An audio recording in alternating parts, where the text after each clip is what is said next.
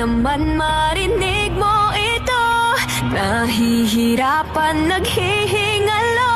Alam kong kaya pero pwede bang munang huminto dito? I'm on strings, don't cut me off. No wings, don't let me fall off this night. I'm on strings, don't cut me off. No wings, don't let me fall off this night. I'm on strings, just hanging on. Gotta wake up, yeah.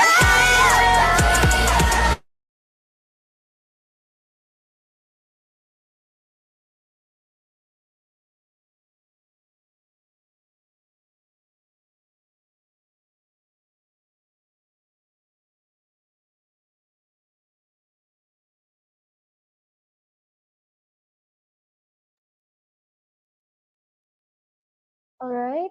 Good morning, everyone. Am I audible po?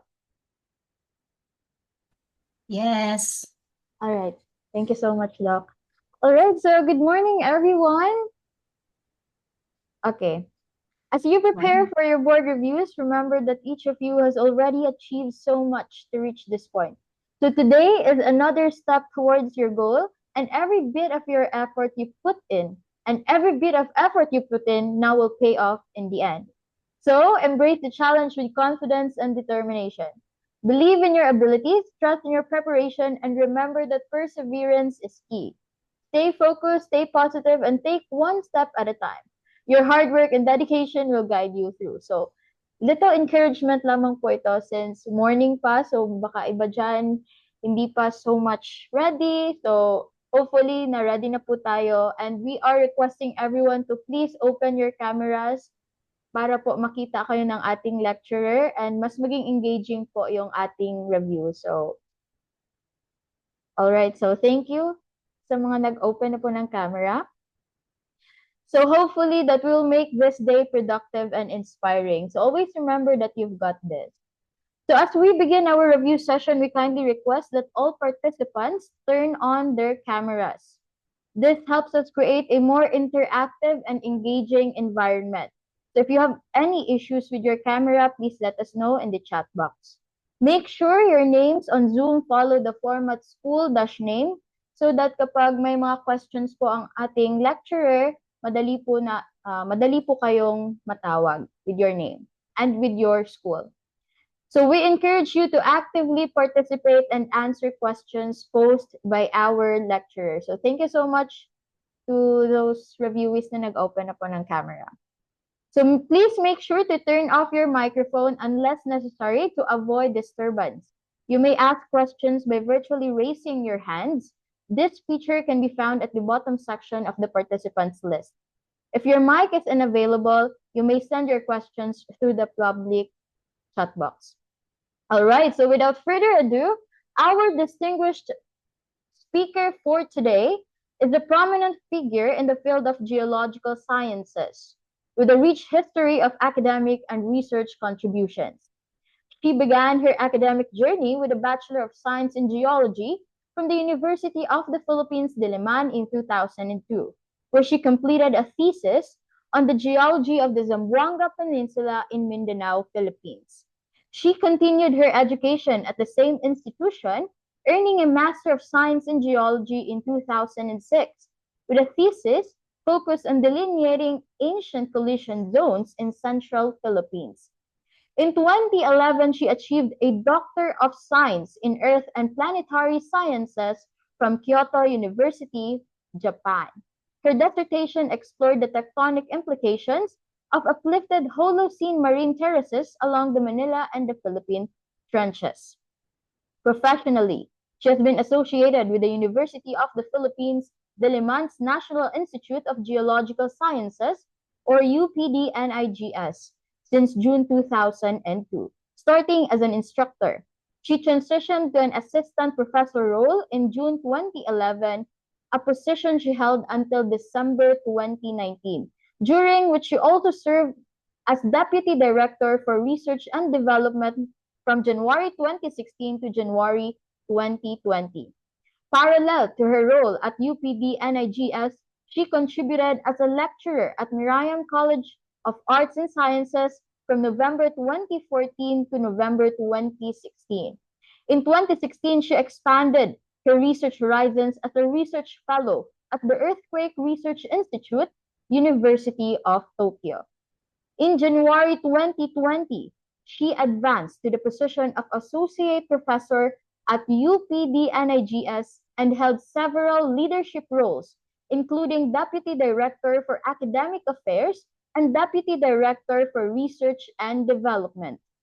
Since January 2022, she has been serving as a professor at UPD-NIGS, continuing to inspire and lead in the field of geological sciences. Please join me in virtually welcoming our esteemed speaker for today, Dr. Noelina Ramos.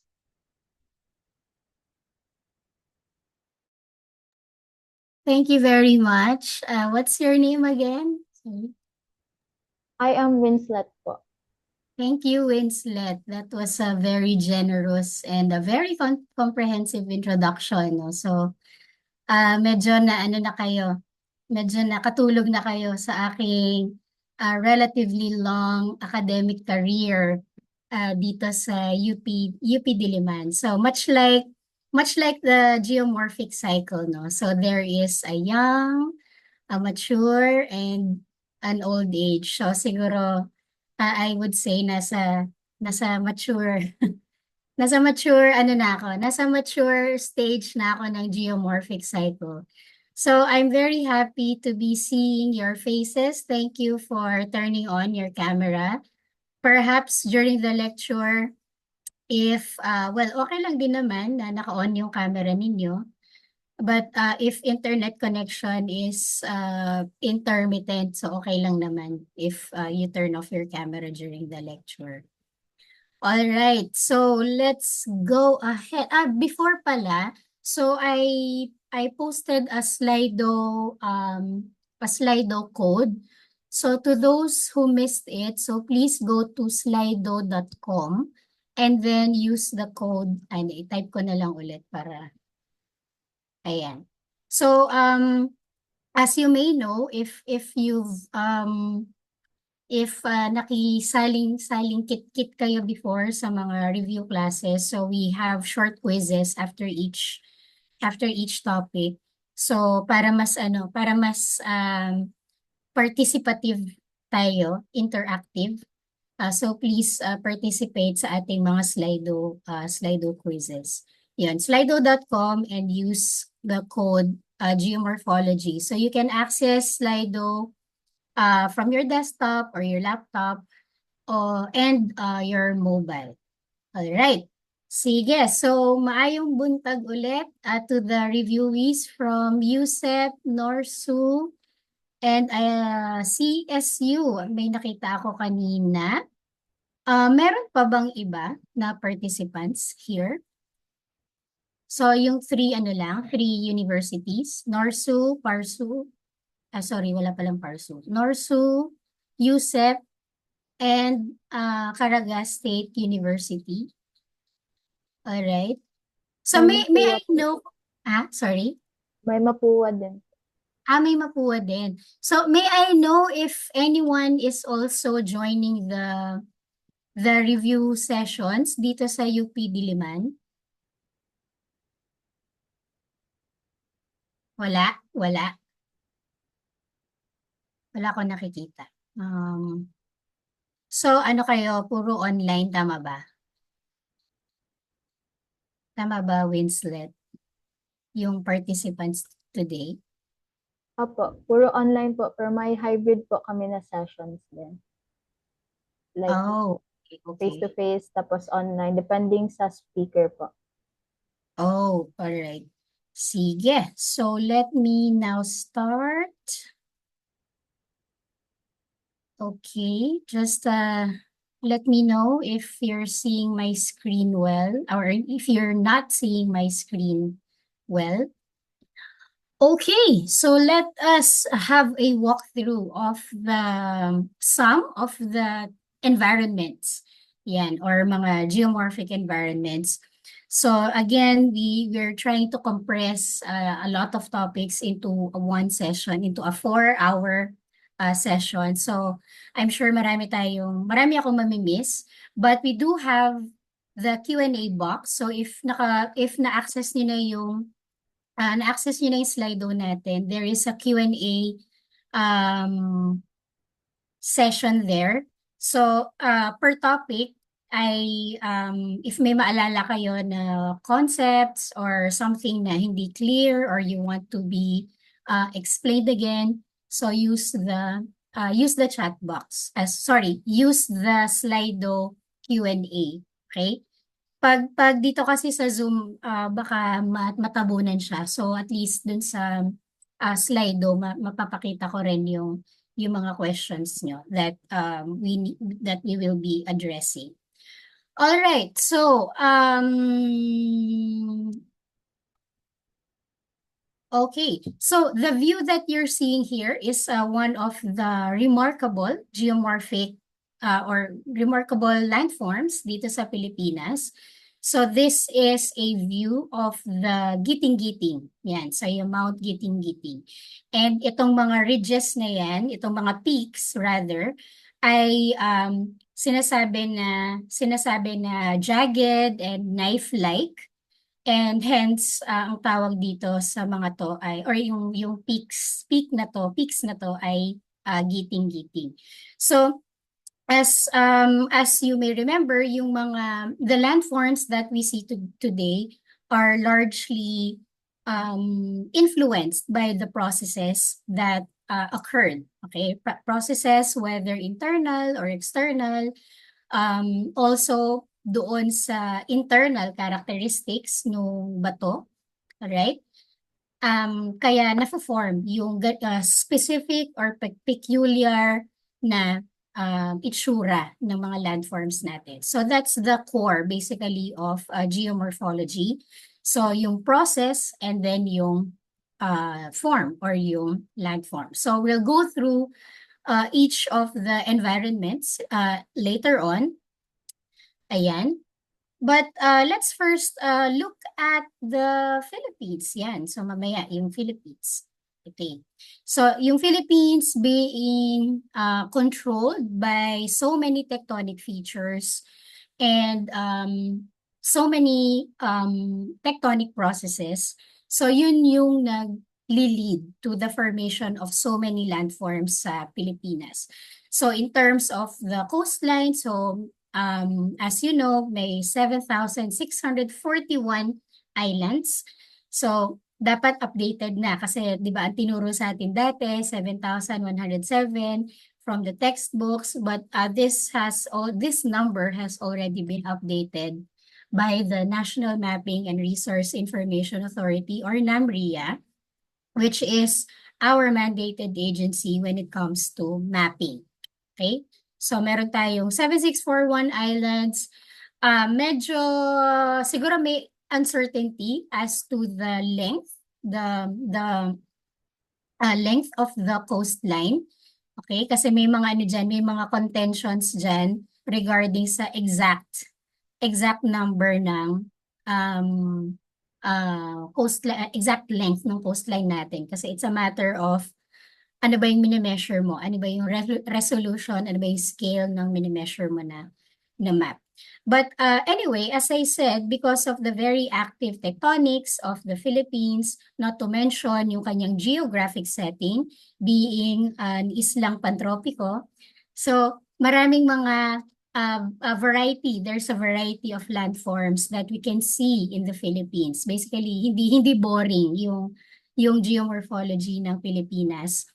Not to mention na very complex din yung composition ng mga bato. Kaya nga geomorphology kasi yung landform mo is shaped not only by the processes but also because of the inherent na characteristics ng mga bato. So you see here some factoids. So in terms of volcanoes, so there are 24 active out of 407.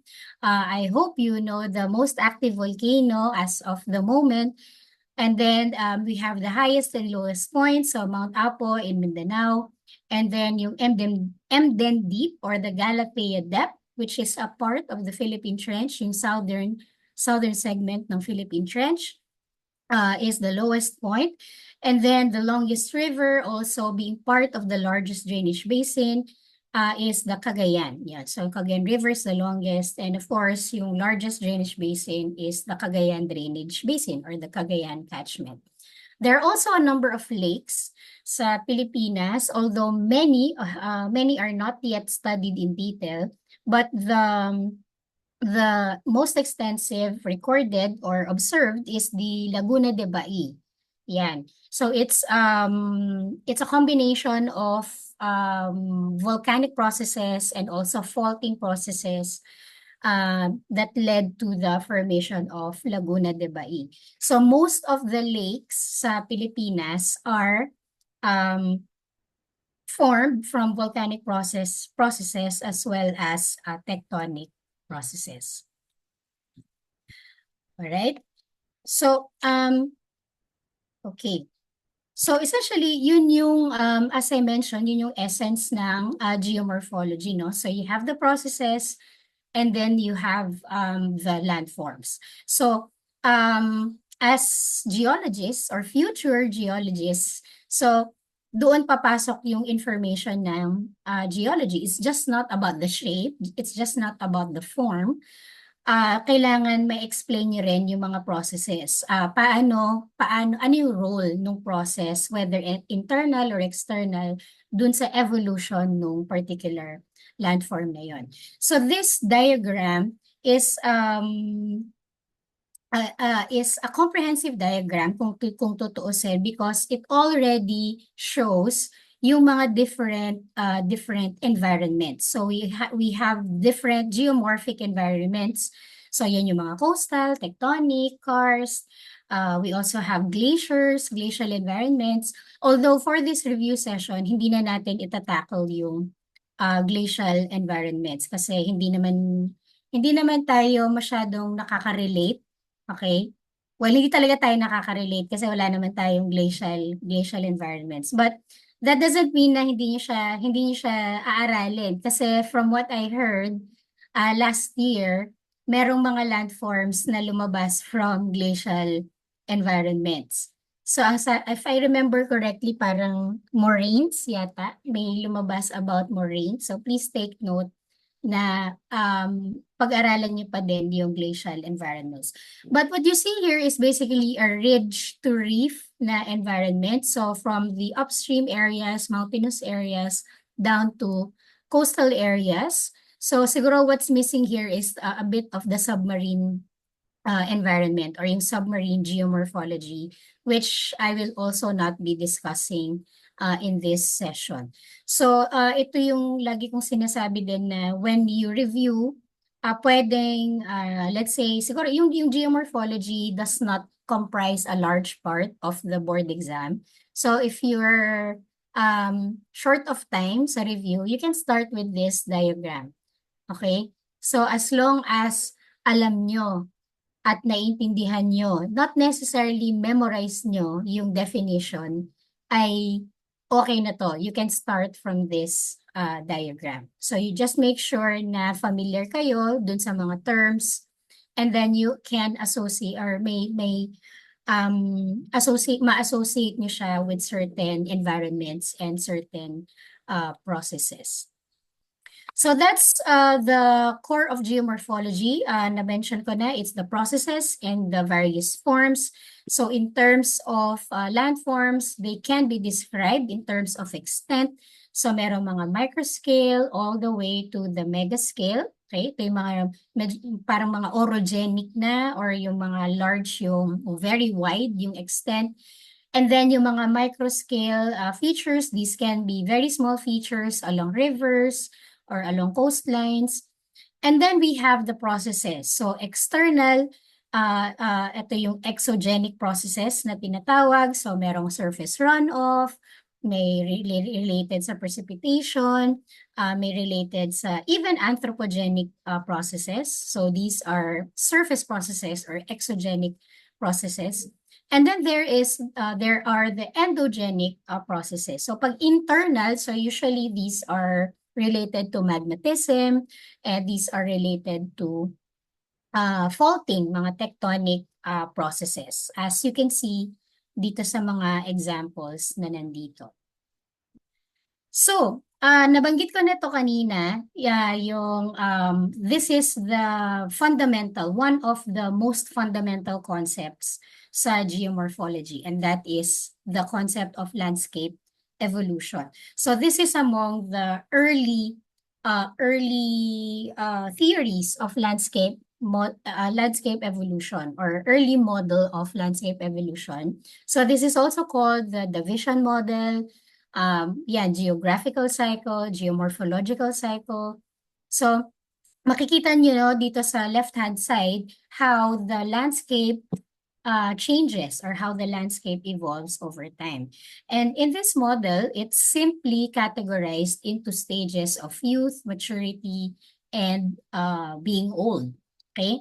And straightforward naman na as the landscape evolves, so with river incision, so initially you have low relief.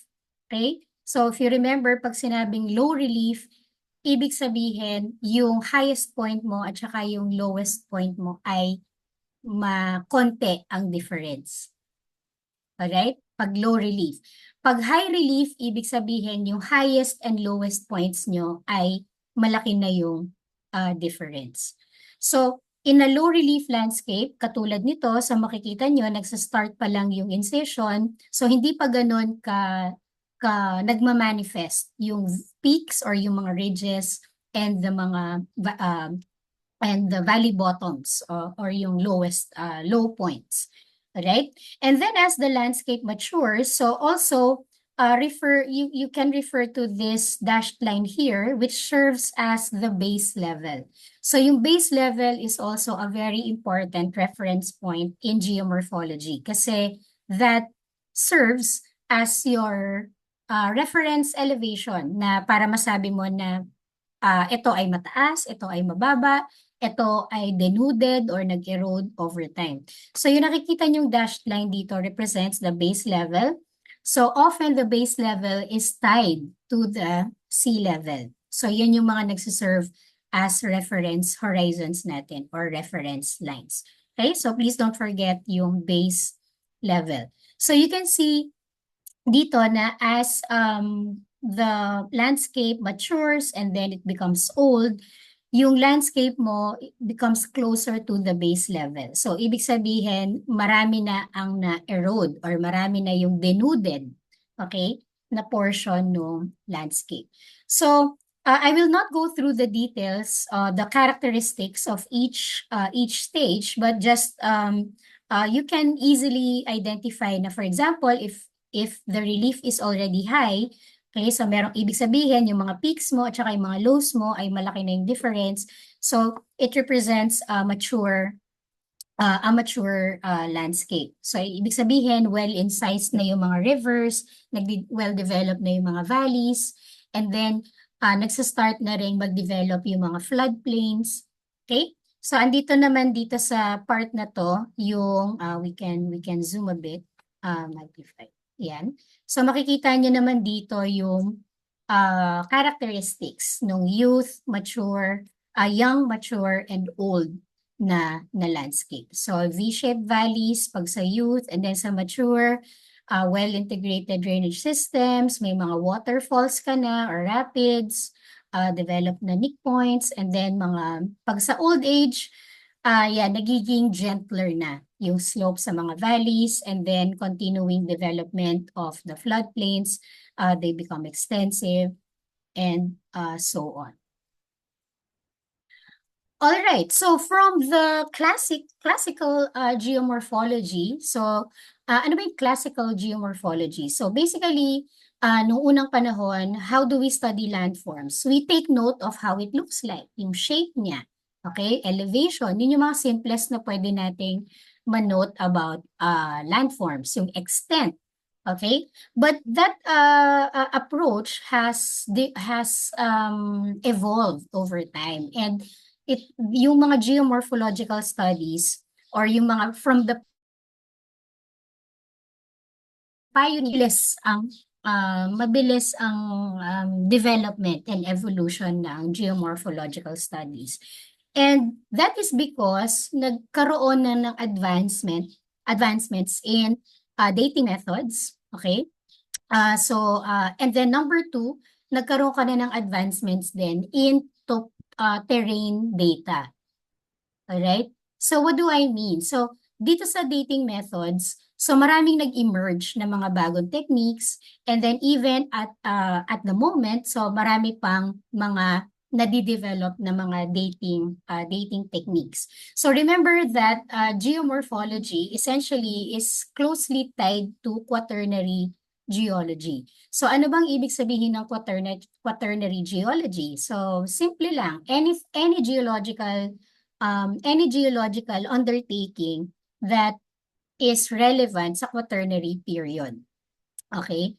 So yung quaternary is the youngest, okay, doon sa ating geological time scale. So sa quaternary, andyan yung Pleistocene, andyan yung Holocene. So ibig sabihin, we are dealing with relatively more recent processes, and we are trying to address more recent na geological problems or even environmental problems. So kaya yung mga hazard studies, yung mga pag-aaral ng mga batang mga bato, mga deposits, fluvial sediments, coastal sediments, they're all under quaternary geology or quaternary geoscience. So that's why sa geomorphology, may mga piling absolute dating techniques lang din na suitable for quaternary geology. So you've probably heard of uranium-lead dating or argon-argon dating or potassium-argon dating. So madalas, ina-associate natin yon to date very old rocks like Cretaceous, Tertiary, yung mga ganun. But for geomorphology, may mga certain absolute dating techniques lang tayo na suitable or appropriate for appropriate to address geomorphological problems, yan, or geological problems. So among those methods include radioisotopic, ayan. So siguro ang pinaka-familiar sa inyo dito would be carbon-14 or radiocarbon. Okay? And then we have uranium-thorium, which is often used for carbonates. So you've probably heard of studies ng mga caves, ng mga corals, ng mga shells. Ayan. So ito yung mga most common techniques for dating organic materials na in the case of uranium-thorium, kailangan carbonate siya. So yun yung restriction sa uranium-thorium. So that's why it's often used sa shells, sa corals, and sa mga speleothems, speleothems. And then for other organic materials, may C14. And also look at the age range. So may mga limitations din as to the extent nung pwede nyong i-date with different methods. So ibig sabihin, if you have an organic material na masyado na siyang matanda, matanda meaning it's beyond 50,000, well, pwede nyo pa rin namang i-date siya with C14. Is just that habang tumatanda kasi yung bato ay mas lumalaki yung uncertainty. Ibig sabihin yung reliability nung date na makukuha nyo ay lumalaki na, ay bumababa na. So hindi na siya nagiging reliable because of the larger uncertainty as the material becomes older. Okay? So pinaka-suitable ang C14 for organic materials dated 25,000 below. So kung kaya, less than 10,000. So the younger ay mas maganda ang resolution ng C14. And then for TL and OSL, so these are luminescence related. So thermoluminescence and then optically stimulated luminescence. Okay, so it's only applied for quartz and feldspar. But so far, at least in many studies, pinaka pinaka-effective siya for quartz grades. So ginagamit ito for exposure dating. So ibig sabihin sa geomorphology, we are often concerned with landscape evolution, di ba?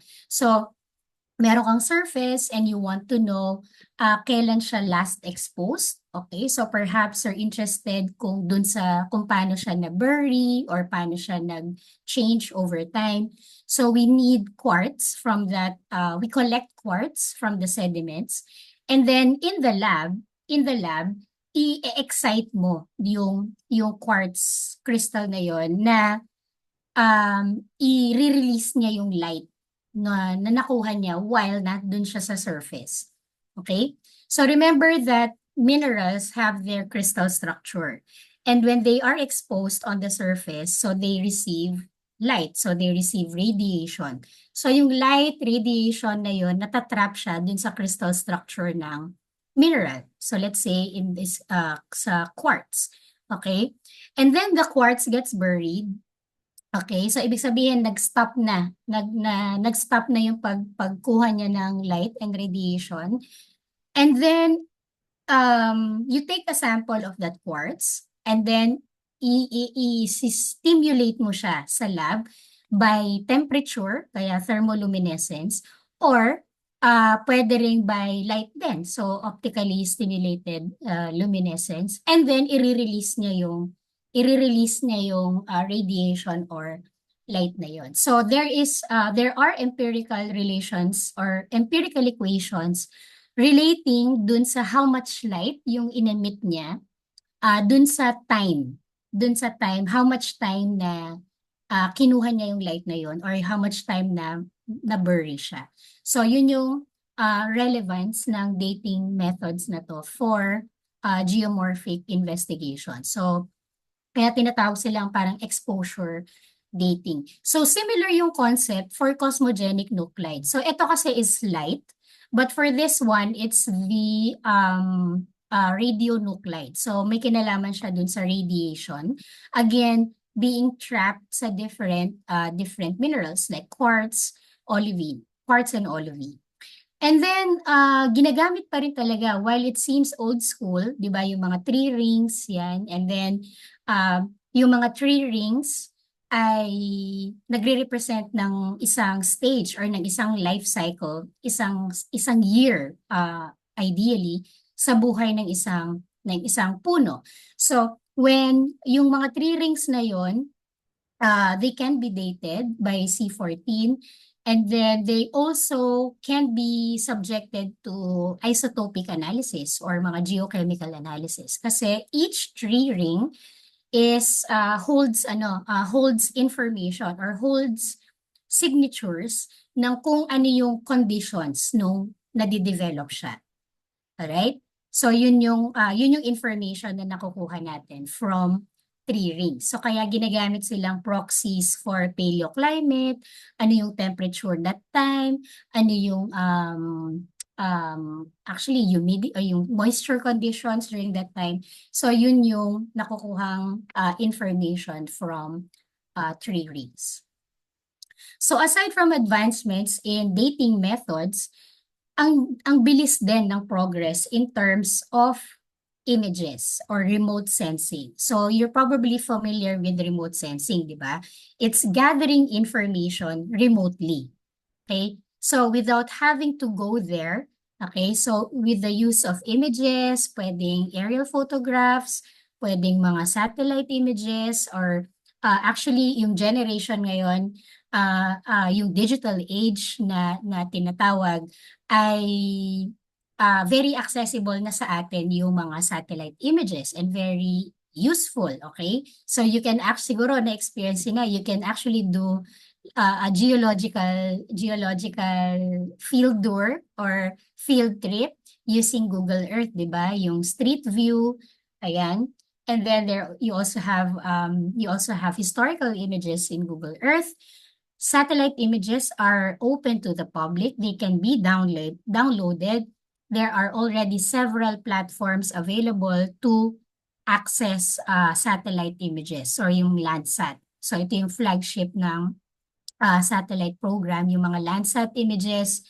They started collecting in the 1970s, so 1970s, and then to the present, nag-i-improve yung mga sensors. So yung mga Landsat images, over time, you're able to collect other information such as yung mga vegetation index, mga moisture index, temperature indices. So, there's a lot of information that we can derive from Landsat images. And then the DEMs. So DEMs are also satellite derived, and then they come in these formats. So we call them digital elevation models. So pag sinabing terrain, digital terrain data sets, so ito yon yung mga DEMs. So in the Philippines, yung finest na resolution that we have now is the LiDAR. Okay? So dati may SRTM, so Shuttle Radar Topography Mission. Ang resolution nun is 30 meters, 30 to 90 meters. So ibig sabihin, yung extent, yung each pixel, I hope familiar pa kayo sa raster and vector ninyo. So each pixel has 30 meters. So ibig sabihin din yung uncertainty ng paglo-locate mo. So meron kang 30 meters resolution. And then we had IFSAR. So yung interferometric synthetic aperture radar, it's a national initiative, it's a national program. So nag-collect ng IFSAR for the entire Philippines. So yung IFSAR image, ang pixel resolution niya is 5 meters. So ibig sabihin, paganda ng paganda yung resolution. Alright?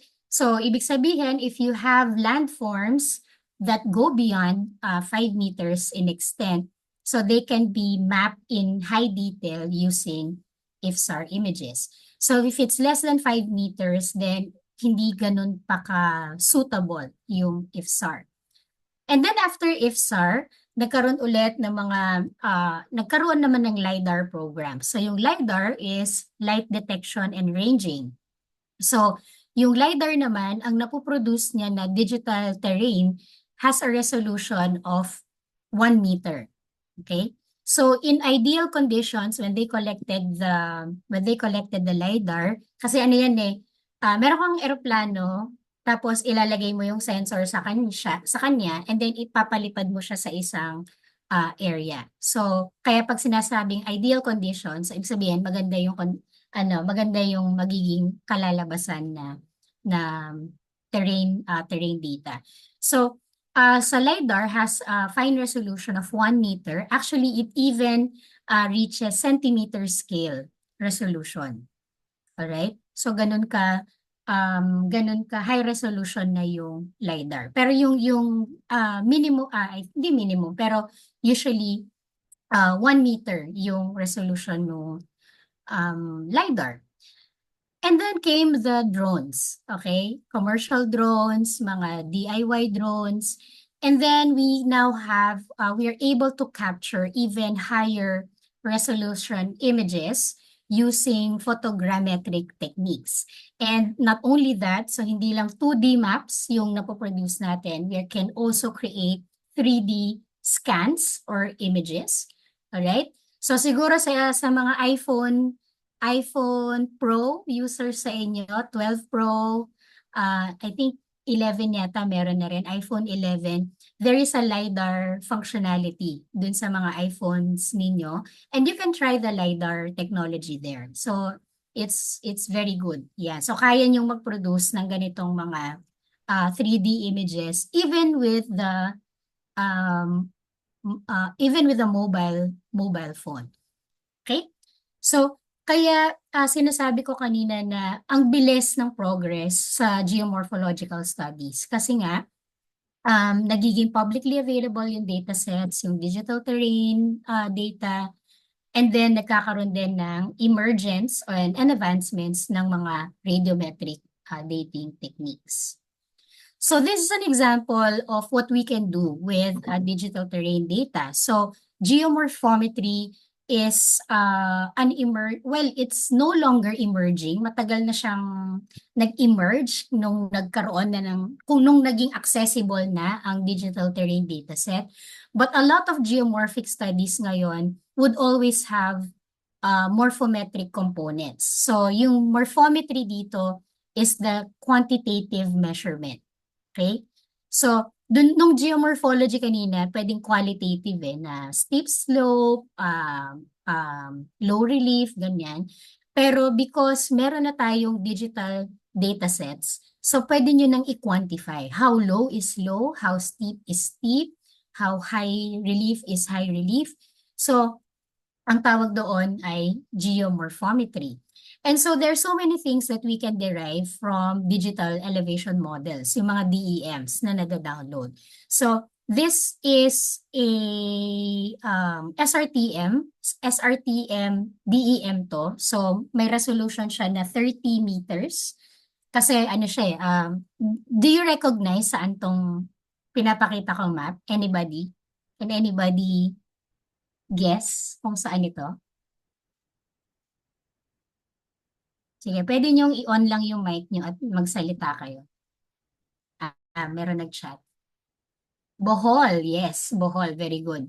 So this is an SRTM DEM of Bohol, pero naka-ano na siya, naka-hill shade na siya. Okay? Lahat pa kayo nag-GIS na? Dapat, no? So may experience naman kayo working with GIS. So you should be familiar with the hill shade.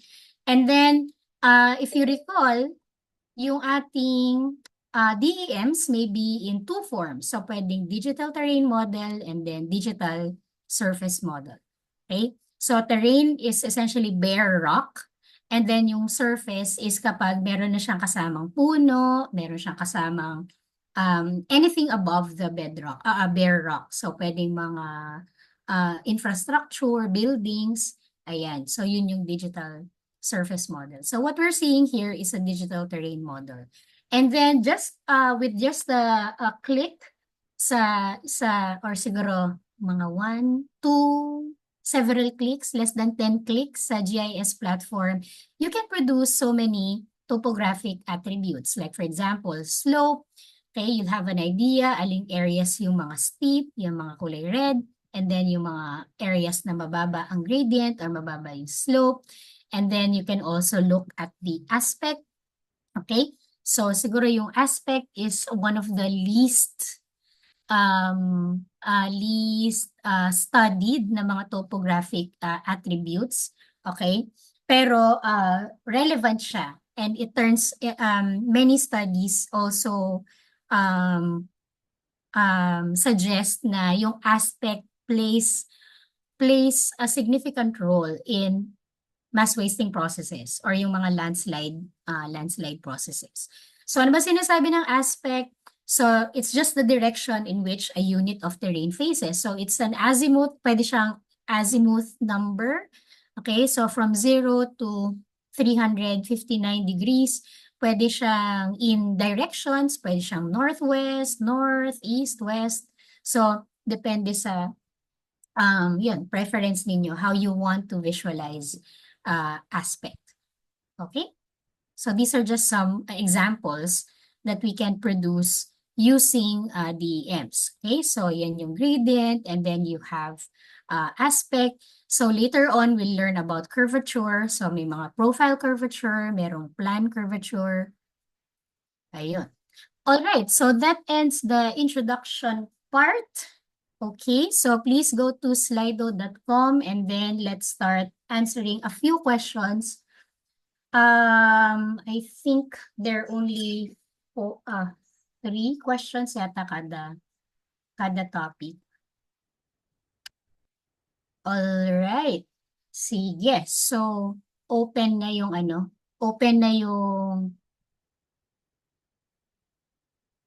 quiz questions, I think. So you can start answering. I'll give you a few minutes, siguro 3 minutes. 1 minute kada 1 minute kada tanong. Sige, let's see.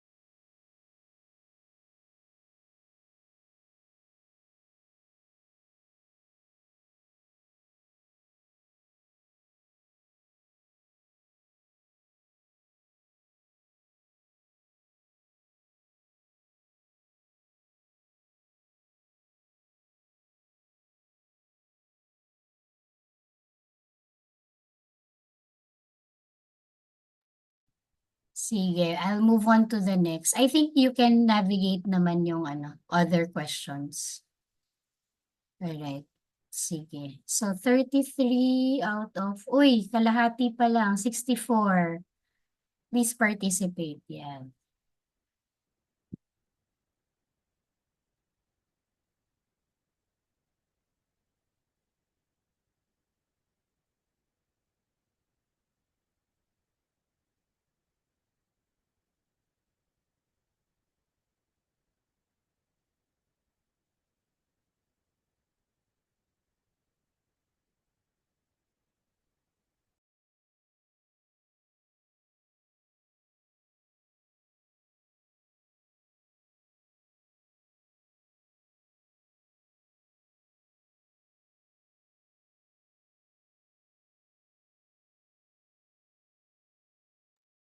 Sige, hintay tayo maka-50 and then we can review the answers.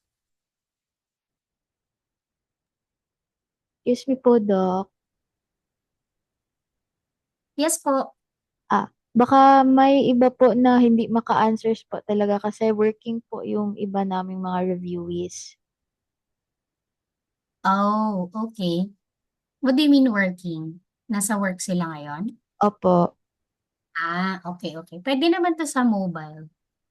Sige, okay lang na may 50 naman na respondents. Okay po. Thank you. Alright, sige. So let's start with the first question. So let's see the results. Which of the following landforms is not an endogenic landform? So, ayan, okay. Is not an endogenic landform. So, ibig sabihin, exogenic process yung nag-form sa kanya. So, the answer is Dune. Okay. Next question. All right. So, which of the following absolute dating techniques in geomorphology is used to date carbonates, such as corals and speleothems? So, we have two correct answers here. Those would be uranium, thorium, and radiocarbon. Okay? So, they're often used for corals and speleothems. But then again, if you remember, sabi ko nga, may age restriction yung application ng mga to. So, these terrain characteristics describe an old landscape except, ayan, so kapag old, so yung relief is very low, and then medyo hindi medyo, eroded na or denuded na yung landscape natin so that we no longer expect waterfalls and rapids. Okay, sige, very good. Ayan, so, okay, so siguro, let's have a quick break and then I'll let you answer this one and then magre-reshuffle lang ako ng slides base sa assessment ninyo. So please rank the following topics para kung ano yung lumabas na medyo least yung least yung understanding ninyo or at least yung memory ninyo, we can start discussing that topic first. Okay? Sige, so pakirank ng 1 to 6. So 1, having the least knowledge or least understanding, and then 6, yung pinaka-naiintindihan ninyo. Alright.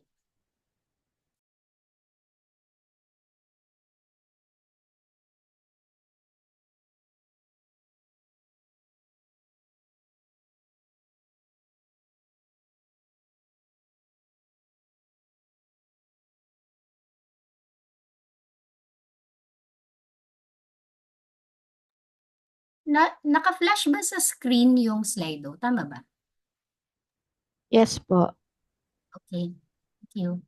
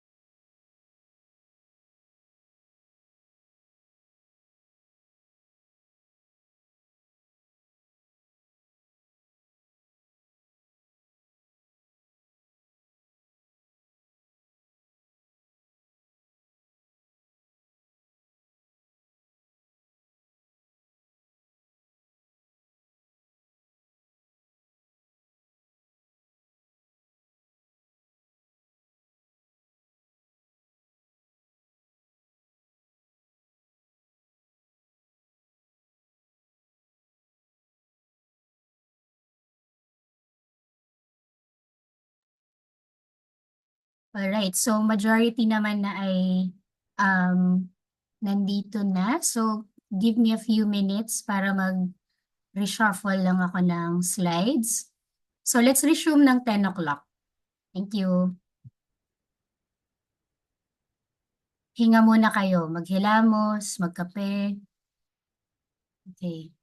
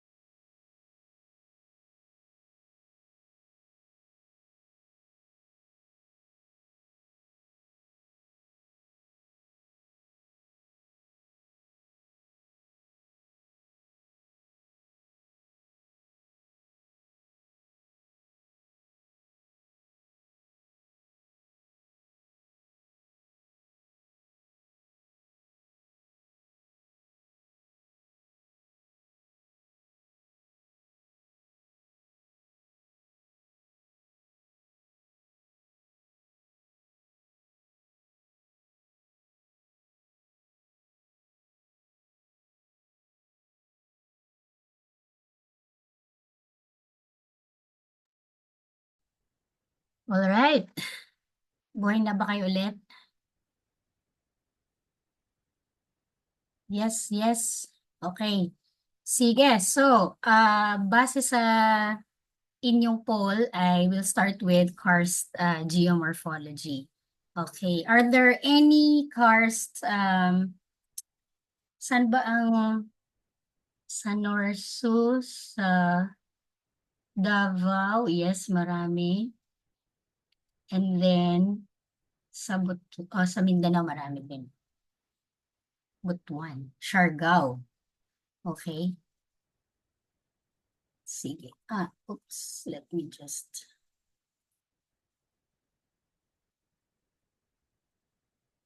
Okay, sige. So let's discuss a few concepts sa karst. Okay, and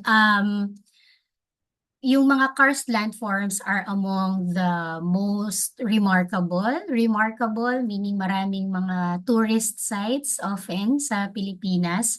Of course, you very well know the Chocolate Hills of Bohol. Mamaya, I'll also show you some photos, so at least yung mga napuntahan ko na ng mga karst landscapes. Yan. So basically, where you have carbonate bearing or yung mga limestone bearing na mga formation formation sa Pilipinas, that's where we often find itong mga karst landscapes. Okay? So, true or false? True or false muna tayo. Sige, patayin natin yung ano. True or false? Yeah, i-stop share ko lang muna.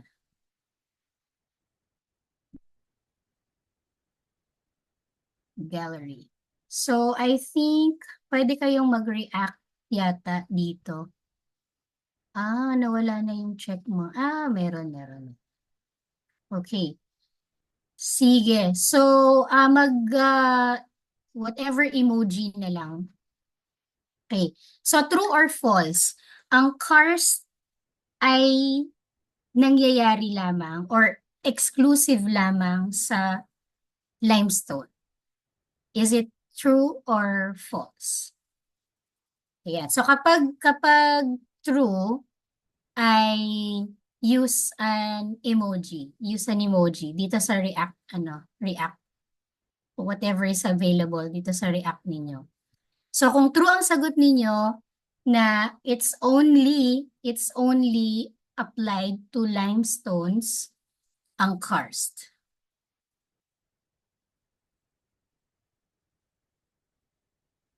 Okay? So, true or false? Yan. May tatatlo lang yung sumasagot. Ba't ganun? Yan, 4. Parang kulang kayo sa almusal. 5. Ayan, 5. False. Okay, may nag-false. Okay. O sige, so dito sa 5 or 6 na sumagot, sabi nila ang karst is exclusive to limestone bearing formation. So let's see kung tama kung tama iyon. Ibalik ko lang yung aking slide deck. May nag-thumbs down. Okay. Noted. Ayan. Share natin. Screen. Ayan. Yung mukha niyo. Okay. Okay na ba yung slides ko? Okay. Nga naman. No reaction ay false. So, tama ba na ang karst ay exclusive sa limestone bearing? So let's see the definitions, many definitions of karst. Okay? So, una, yung karst ay first, kumbaga ito yung origin niya from Indo-European word kar, Italian term karso, and Slovenian kras. And if you look at these definitions, hindi ko na ito babasahin I think you'll be provided with the recording naman. So makikita natin dito na these are landforms or characteristics that result from the solution of highly soluble rocks. So look at this third definition here. So highly soluble rocks, of course, there are carbonates, pero hindi exclusive or hindi limited sa carbonates ang karstification. Okay? So there are other highly soluble rocks. So may mga evaporites. And surprisingly, there are also silicate rocks. Ayan. So there are studies in arid environments, for example, na nagkakaroon ng karstification yung mga quartz-rich sandstones. So in that setting, iba yung pagkakaintindi natin ng karstification, let's say, in a tropical setting na meron kang mga limestones tulad ng Pilipinas, vis-a-vis in that setting na arid environment, na there's limited moisture, and then quartz-rich yung materials. So, hindi ko na-include, I'm not sure, hindi ko siya na-include sa aking mga slides, but that process occurring sa mga silicate rocks is called arenization. Arenization. Parang arenite. Okay? So, please, i-jot down nyo na lang yun. So, arenization, and then you look at the definition, or yun, I look at the definition, and that is what describes the karstification of quartz-rich materials. Okay? So, yun. So, yun yung sagot natin na karstification is not only applicable to limestones or yung mga carbonate rocks. So, makikita natin dito sa classification of carbonate rocks. So, there's a ternary for that. So, meron kang mga a bit of carbonate, and then there's pure dolomite, and then there is pure limestone. So, this is where we expect karstification to occur. So, we have a lot of calcareous sandstones, we have dolomite, and we have a lot of limestones and limestone-bearing na formations sa Pilipinas. And then, you might have also encountered pseudokarst. So, ang sinasabi ng pseudokarst, actually, there is a school of thought, or masasabi natin there is a group of karst scientists na hindi nila piniprefer na tawaging pseudokarst ang mga bagay-bagay. So, why? Because tamad daw yun. Tamad daw yun na naming classification kasi it's karst-centric. Alright? And then, there are actually processes and there are actually proper terminologies para dun sa mga dinidescribe nyo na features na yon. So that's why may mga scientists, karst scientists na sinasabi nila, huwag tayong gumamit ng pseudokarst kasi kaya mo naman siyang i-describe in its own. Kaya mong i-describe yung process, yung bato. So, hindi mo naman kailangan gawing pseudokarst. But anyway, paano ba ginagamit yung pseudokarst? Hindi siya ma-avoid eh. So, marami pa rin gumagamit ng pseudokarst. So, anything na nagre-resemble ng karstic features. So, for example, mga voids, mga depressions, mga holes, mga solution channels. Pero if they're not occurring in highly soluble rocks, they're not occurring in carbonates, dolomites, evaporites, so ang tendency is tatawagin mo na lang siyang pseudokarst. Okay? So ang sinasabi ng mga anti-pseudokarst ay pangalanan mo siya ng tama. Okay? So meron namang may proper terminology naman for all these features. Okay? So it's up to you kung gusto yung gamitin yung pseudokarst or not. So this is a pretty good summary of the landforms that we associate with karst environment. So makikita natin dito yung different forms of depressions. We have dolines, we have ponars, disappearing streams, anovala, and then yung disappearance ng stream na to will be related dun sa abandonment ng channel. So bakit ba nagdi-disappear yung stream dito sa case na to? It's because with further incision downward, so may na-encounter siyang mas highly soluble. So doon siya nagpo-progress and pwedeng lulusot na lang siya at some other place, katulad nito. Okay? So ang ending is meron ka ngayong abandoned valley or meron kang abandoned channel dito, and then magkakaroon ka ng underground, okay? Or underground na water source, okay? Or underground river in that sense. Alright? And then a polye is also a form of subsided or subsided feature or sinkhole. But if you look at this, at least yung textbook definition kasi ng polye is that it's structurally controlled. So anong structure yon? These could be fractures, these could be joints, perhaps they can even be faults. So that's why yung mga polyes, they do not have this usual na round, okay, or nearly circular na form ng mga sinkholes. Okay? And then we also have epikarst. Yan. So yung epikarst ay shallow karst. So meron din yung deeper portions na karst, and in those environments na siguro familiar kayo sa caves having different levels. So yung epicars, yung nasa shallow part, and then habang bumababa dun sa mga levels, nag-iiba rin yung temperature conditions, yung humidity, yung acidity nung water. So nag-iiba yung process din nung karstification at deeper levels. Alright? So common sa ating mga caverns ay yung itong mga speleothems or speleogems. Anybody here? Sige, magtatawag ba? Pwede magtawag. Magtawag na lang ako. Sige. So, ang nakikita ko sa screen, sorry sa mga naka-on ang camera. Kayo unahin ko.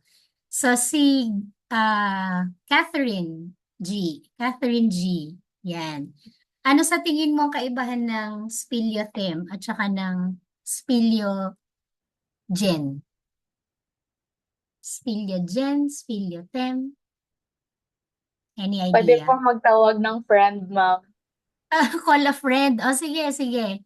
Pwedeng group group answer. Sige lang. Tawagin ko po si ma'am, si Jairo po, ma'am. Si Jaira. Jairo po, O, Tabono. Jairo daw. Jairo, where are you? Hello po, Doc. Yan. Good Di morning. po ako familiar sa... Am I audible po? Yes, you are. Di po ako familiar sa speleogems, pero familiar po ako sa speleothems, Sige, sige. mga Speleothem. secondary mineral deposits that Mhm. resulted from precipitation, such as stalagmites and stalactites po. Yes, okay. Perfect. So, yung keyword natin doon is, well, may keywords tayo doon. So, you have deposition and precipitation. So, yung speleogen, Gen, speleogen, ay kabaliktaran siya. So, in terms of process. So, yung mga speleothems, sila yung nagpe-precipitate and they form these stalactites, stalagmites, mga curtains, whatnot na makikita ninyo.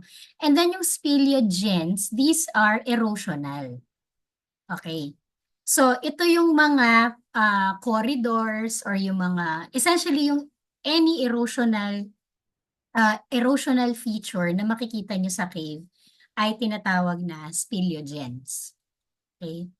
So yun lang naman ang difference ng speleothems and speleogens. Okay? So I hope you learned something new dito sa lecture.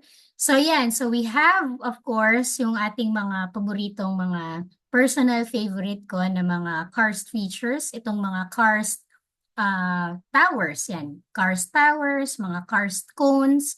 And then if it's isolated, if you've heard or if you recall, we call these mogote, M-O-G-O-T-E. So yun yung mga isolated na karst cones. Alright? And then related dito sa mga karst cones is this, if you look at these four na mga karst cones, they have this depression in the middle. Okay? So ang tawag dyan ay cockpit. Cockpit na sabungan, parang ganon. Okay? So yung cockpit is that bowl-shaped depression, okay? And it is being surrounded by karst cones. Right? So yun yung sinasabi na cockpit. So pag sinabing cockpit karst, so ganito usually yung terrain na makikita ninyo. So we have low-lying na mga karst cones and in between the karst cones ay itong mga depressions. Okay? Essentially mga sinkholes yung cockpit. Alright? So, ano pa ba? So, if you see any term or ayan, if you see any term sa slide deck at na hindi ko siya na-explain during the lecture, so ilagay nyo lang siya sa chat box or pwede nyo i-google quickly and then if hindi nyo naintindihan pa din, so please use the, hindi pala chat box, please use the Q&A of Slido. Alright? Okay, so next, yan, Kegelkarst. So Kegelkarst is German and it is the type of karst terrain that we see sa tropical areas. So for example, sa Philippines, if we generalize yung karst topography natin, we can refer to it as Kegel karst. So pag sinabi mong Kegel karst, ibig sabihin marami siyang karst cones, meron siyang mga sinkholes, meron siyang mga cockpits, yan.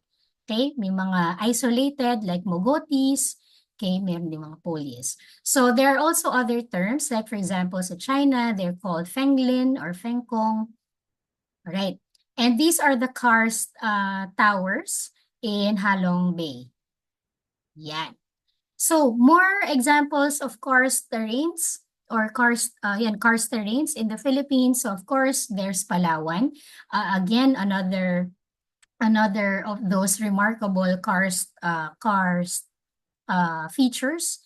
Yan. So ito yung mga peaks ng El Nido, very different from what we saw earlier, yung Chocolate Hills.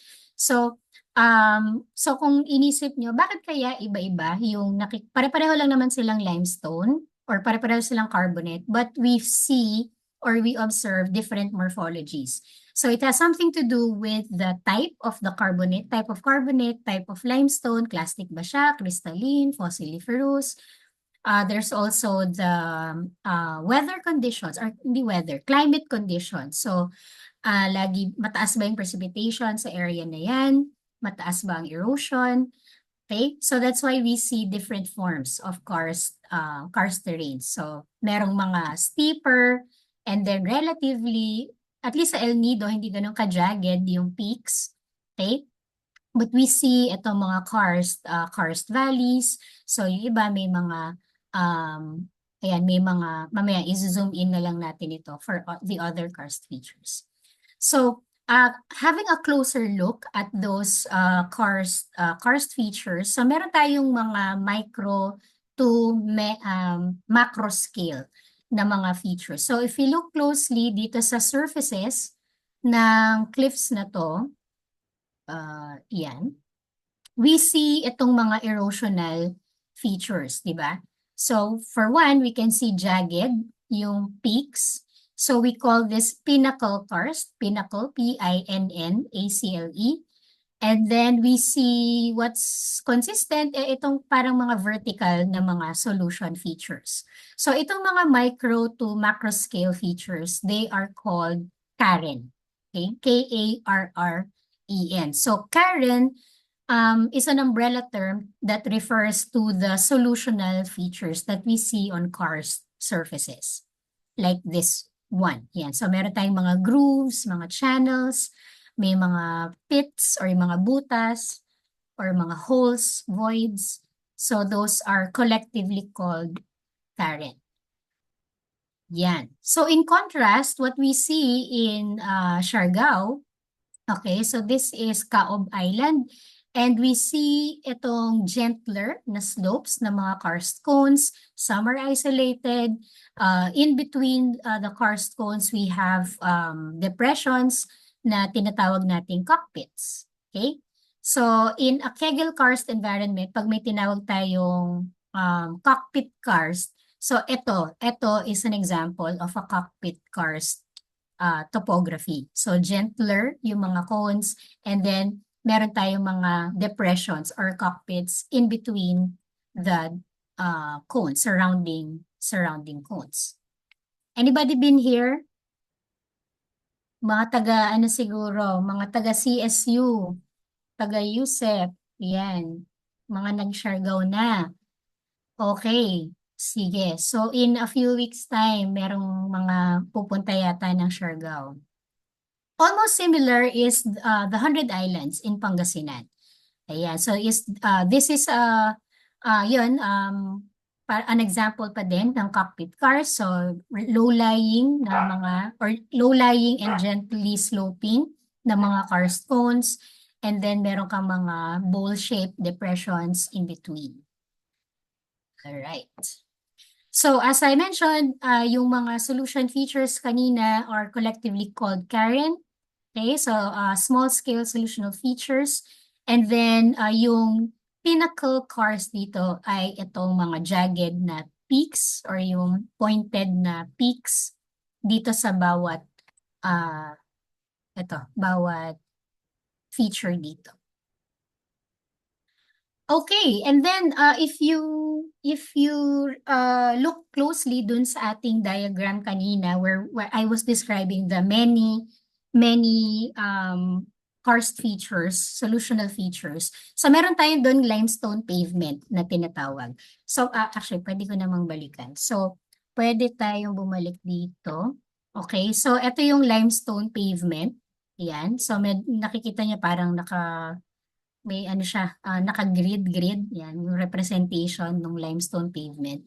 So yung grid na yan represent the joints, and joints being weak planes, so pwedeng pumasok yung tubig dyan, and then magkakaroon ka ng further solution along the joints, and you end up having these features. So ang tawag dito ay clints and grikes. So yung mga spaces in between, the formerly andyan yung mga joints and then lumaki lang na lumaki. So these are called grikes. And then yung mga tabular blocks na remnant ay tinatawag na mga clints. So clint and grike. So they comprise the limestone pavement. Yeah. Of course, there are sinkholes. Yan. So these are the different mechanisms of sinkhole formation. And then, so ang madalas din na tinatanong is, pwede ko bang tawaging sinkhole yung hindi naman nangyayari sa isang karst terrain? So, ano ibig sabihin nun? So, pwede ko bang tawaging sinkhole kung hindi naman siya nangyari sa limestone, sa dolomite, quartz sandstone, evaporite. Okay. So, technically, hindi. Okay. Kasi there are probably other processes na pwedeng itawag sa kanya or pwedeng feature na itawag sa kanya. But for convenience in communication and for simplicity of communication, madaling tawagin mo na lang siyang limestone. Madaling tawagin mo na lang siya na sinkhole. Okay? Parang ano lang din yan, landslide. So lahat ng gumuguho ay landslide. Lahat ng mass wasting processes ay tinatawag nating landslide, di ba? But you know na iba-iba ang pwedeng itawag dyan. Dun sa particular na na-observe niya, pwede siyang debris flow, pwede siyang mud flow, pwede siyang earth slide. Okay? But for simplicity, convenience, and easy communication, tinatawag lang natin sila lahat na landslide. So it's the same thing, I guess, for sinkhole. So anything na bumagsak or nag-subside ay tatawagin siyang sinkhole. But actually, technically, merong lang applicability yung term na sinkhole. So if it happens in a karst environment or in a karst terrain, tawagin mo siyang sinkhole. Okay? But you can see here, for example, na ayan, so meron kang collapsed soil. Okay? So, pero yung bedrock mo naman is limestone. So technically, it's a sinkhole. Okay? And then you have suffosion. So, yung common na mechanism of sinkhole formation is really solution. Okay? So kaya yan. So meron kang nadidissolve yung bedrock mo, and then over time nagkakaroon siya ng depression, and then also yung collapse, solution and collapse. So these are very common forms. And then meron kang a form of collapse din naman siya, okay? But this time you have overlying materials na commonly soil. Okay? So katulad nito, meron kang soil, meron kang soil, meron kang soil. And notice na yung iba-iba yung processes nila kung paano sila na pumasok or bumagsak doon sa underlying na bedrock, underlying limestone.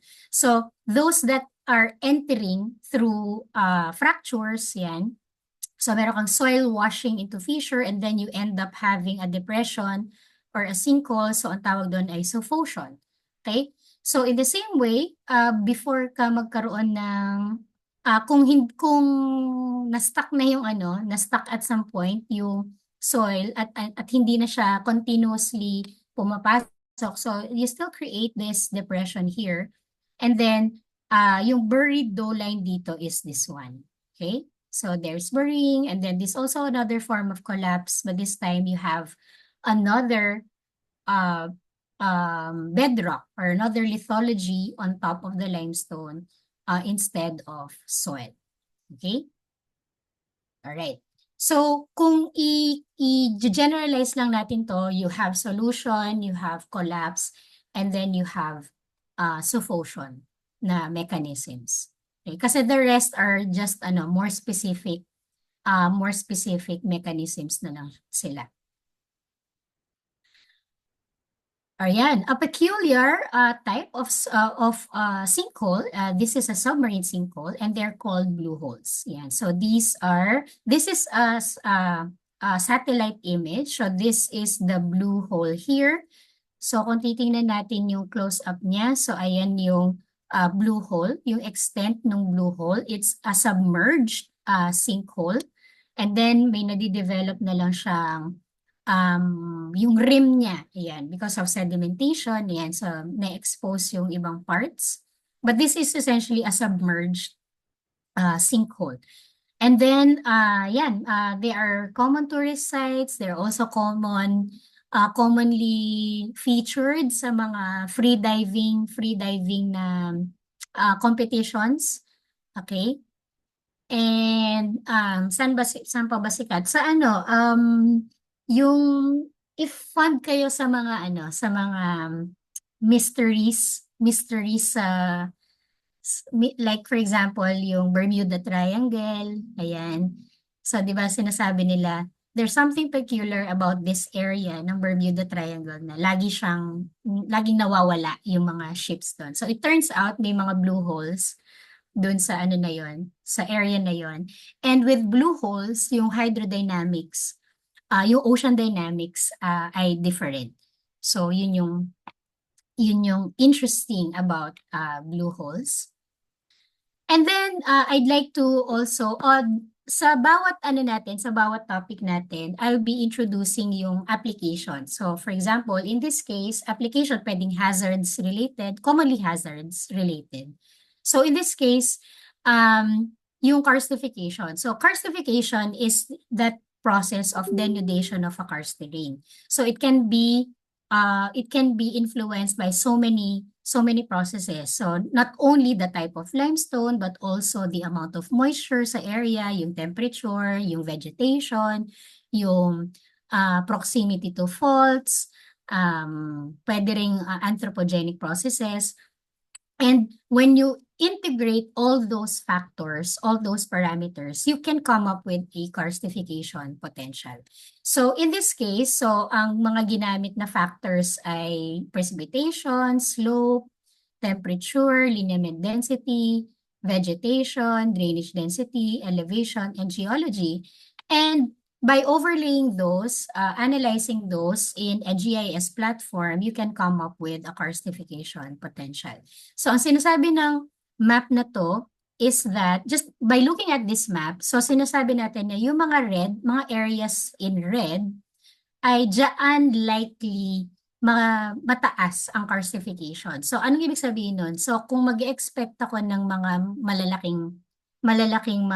malalaki at frequent na sinkholes, yung mga voids, yung mga holes sa mga likely mangyayari. Itong mga areas na to. You may very high na karstification. So, how did we validate or how did we check kung tama ba tong model na to? Kasi, kumbaga parang gagawin mo yung model without an idea kung kung totoo bang mataas yung karstification doon. So to check the model, we look at the presence of caves. Kasi the presence of a cave indicates na mataas yung karstification doon sa area na yun. Kasi dissolved na yung material.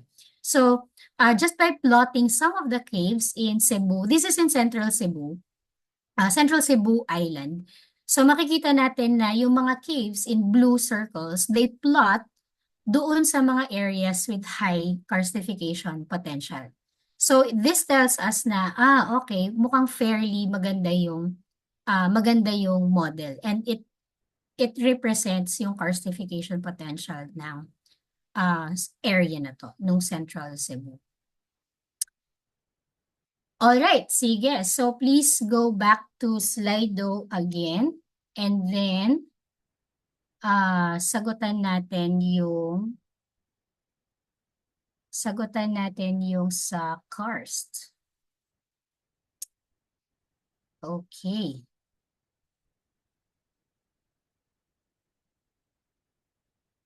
So, siguro in 3 minutes, yan, review natin yung answers.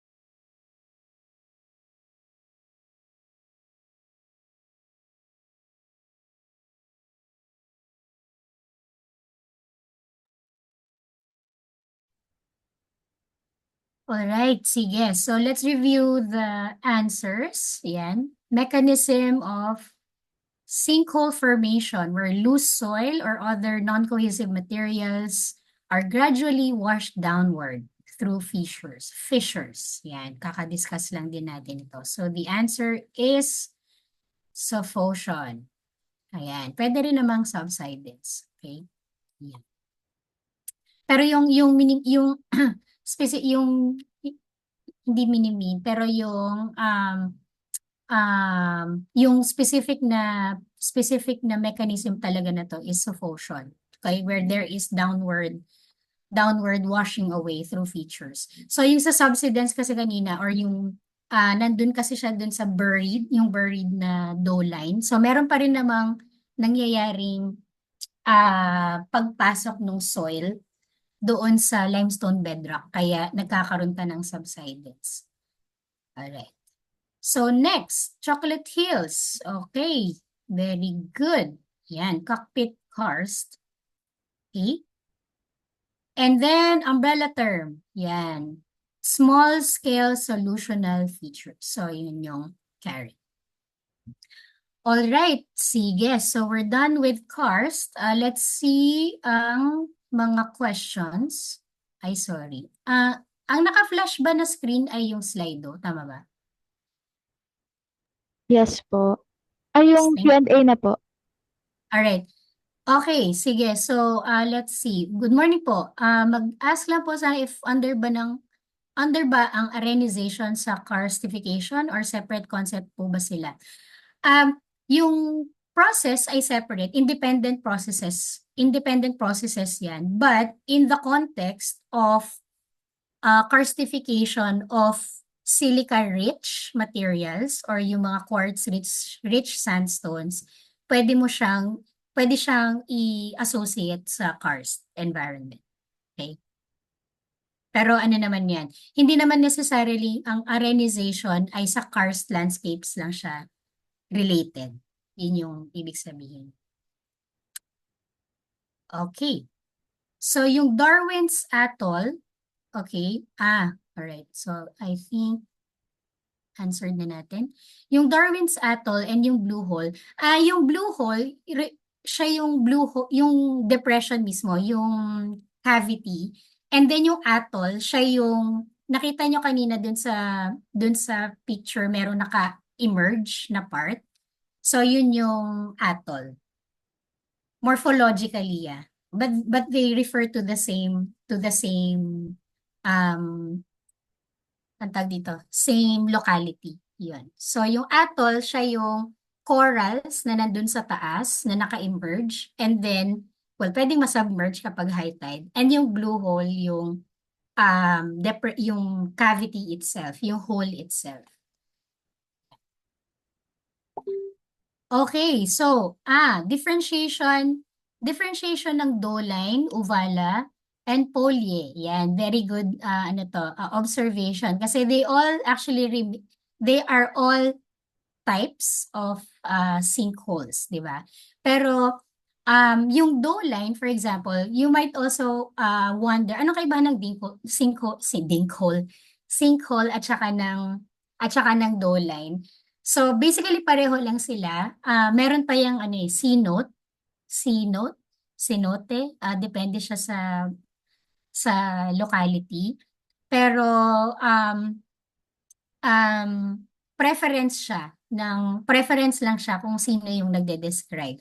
So you can call a doline a sinkhole or a cenote. Pero mas common yung dolines and sinkholes. Anong kaibahan naman ngayon nung uvala? So yung uvala, if you balik siguro natin dun sa slide. Let's go back to that slide 16. Okay. So yung uvala, siya yung nag-coalesce na ng mga sinkholes. So I guess hindi lang siya clearly represented or visualized dito. Pero let's say itong mga dolines na to or sinkholes na to, lumalaki sila. Okay, lumalaki. And then they come to a point na magma-merge sila. So yun yung sinasabi lang ng uvala. It's an enlarged sinkhole.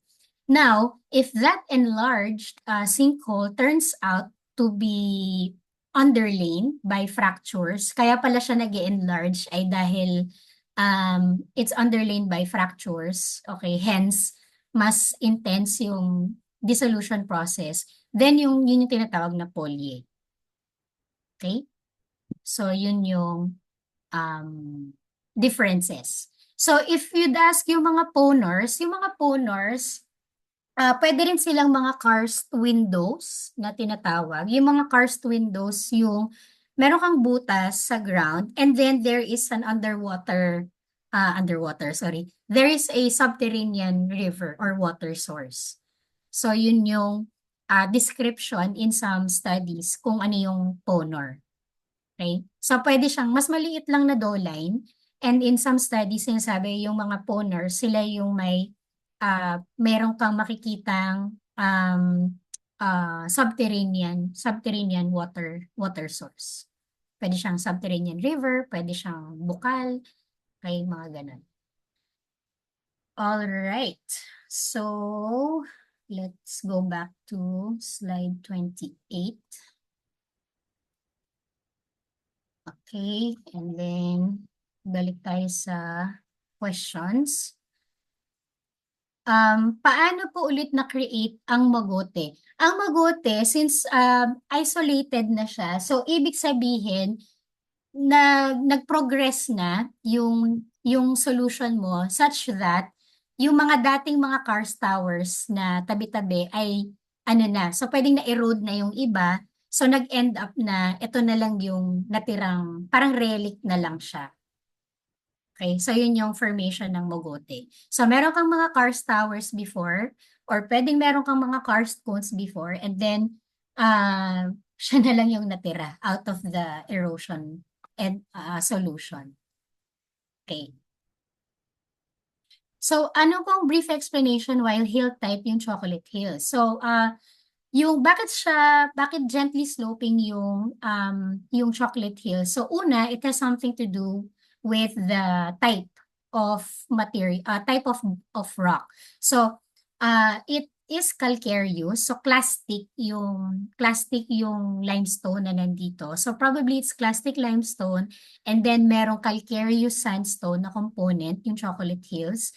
So, meron yan, if I remember correctly, hanapin ko muna, baka mali yung masabi ko. Pero, there are limestone-bearing formations din dyan, like Maribohok limestone or Maribohok formation.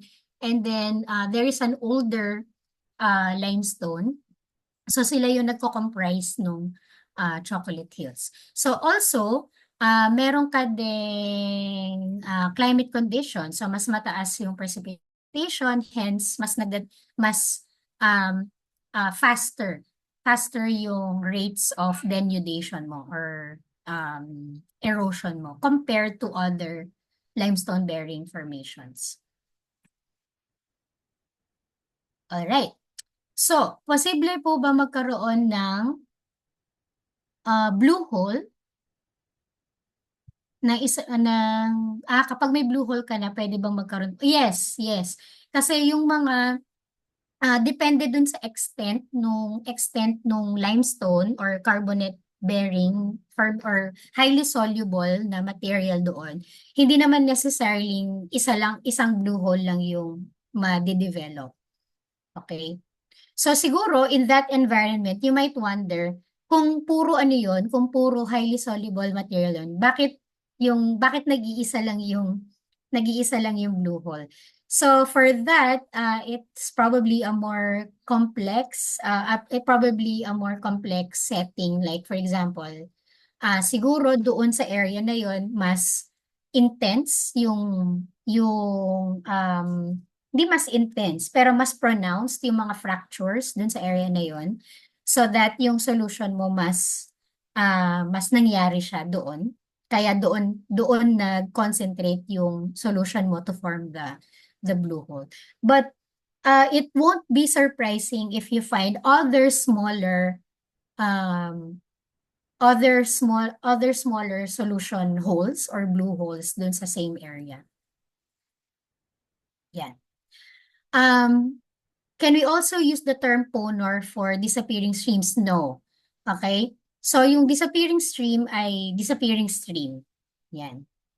So, huwag niyang gagamitin na lang yung ponor.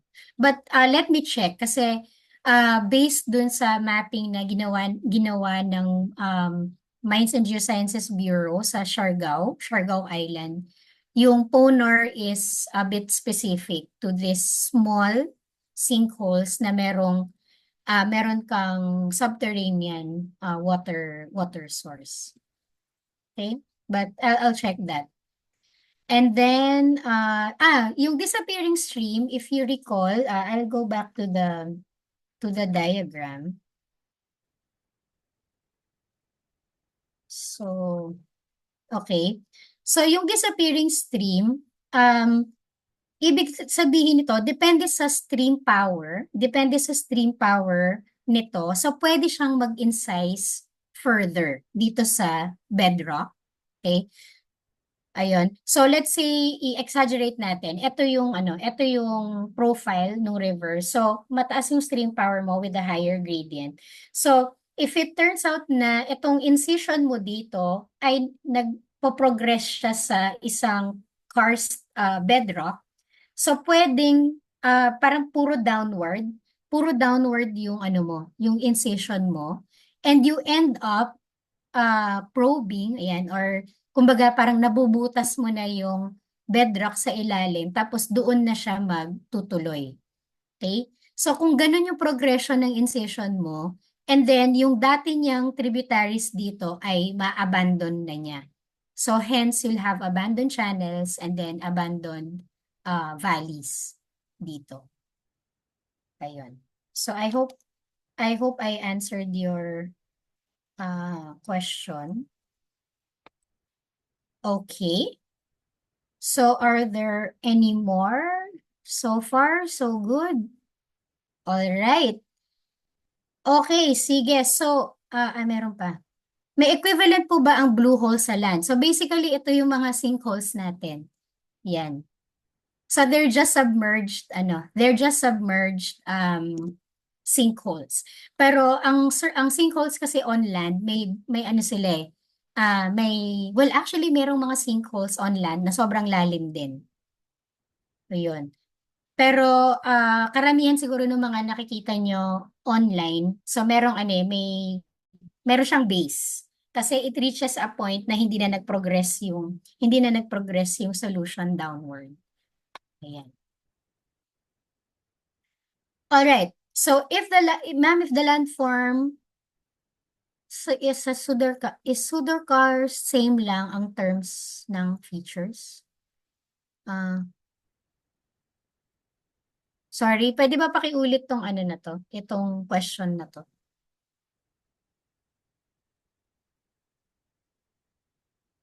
Same lang ang terms ng features.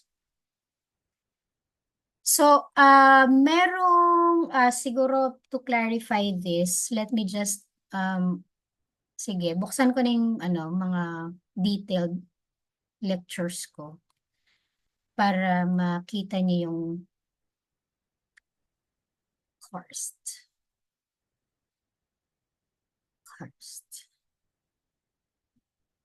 Okay.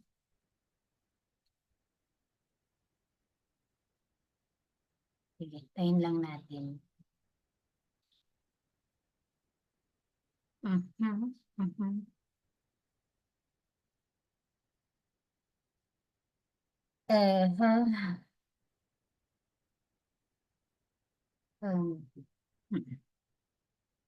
So, nakikita niyo tong pseudokarst types? Okay ba? Yes, yes. Yes po. Yes po. Okay. Sige. So, eto, basically, caves can form in so many environments. Pero, tingnan natin yung... Okay, eto. So, if marine or coastal, so meron kang... Eto yung mga pseudokarst na descriptions. Okay? But, pwede nyo naman silang tawaging marine cave, ganyan. So, kung volcanic, ito yung mga at least reported na pseudokarst terms, but actually, you can call them tumuli, lava cave, lava tube, pit crater. So, yun yung mga terms na pwede nyo gamitin. So, ang whole point nito is that as much as possible, if we can avoid using pseudokarst and use itong appropriate terms, that will be better. Okay? For clarity din nung description nyo. So instead